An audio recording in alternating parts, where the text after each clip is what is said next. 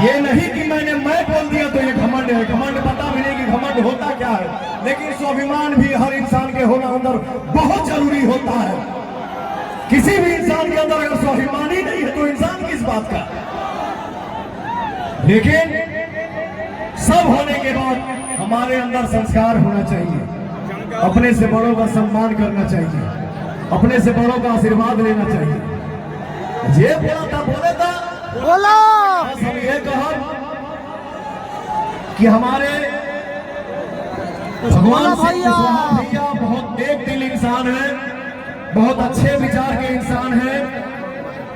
आप सबके साथ है, हमारे साथ है, तो तीर छापे भैया बटन दबा के अपने भगवान सिंह कुशवाहा बेटा के भाई के तीर छाप पर बटन दबा के भैया भारी मतों से विजयी बनाना चाहिए।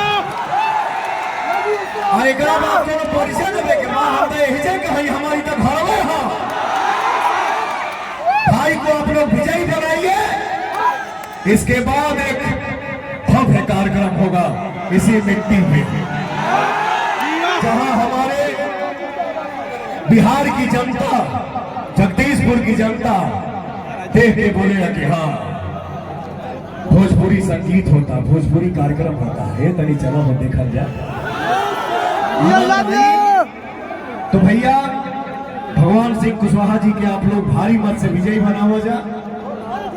और एक ठो लाइन हमके अचानक याद आ गई भैया,